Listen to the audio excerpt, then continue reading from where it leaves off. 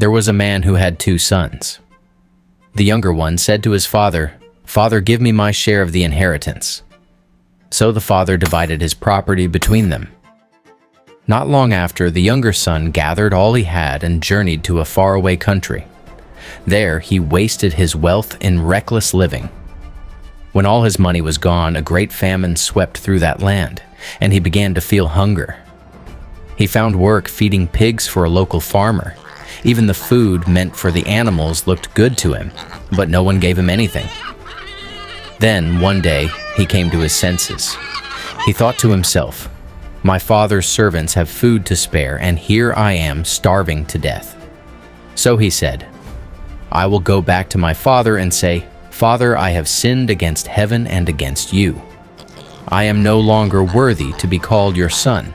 Please take me as one of your hired servants.' But while he was still far off, his father saw him coming.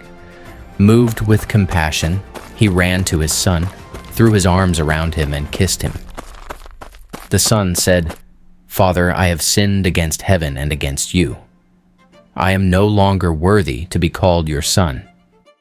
But the father called to his servants, 'Quick, bring the best robe and put it on him. Put a ring on his finger and sandals on his feet. Bring the fattened calf and prepare a feast. For my son was dead and is alive again. He was lost and now is found.' And so the celebration began. Meanwhile, the older son was working in the fields. As he approached the house, he heard the sound of music and dancing. He called to a servant and asked what was happening. The servant said, 'Your brother has returned, and your father has killed the fattened calf.'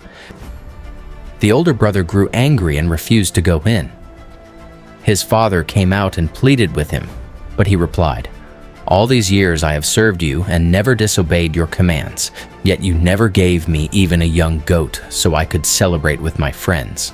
But when this son of yours returns, after wasting your wealth, you celebrate for him.'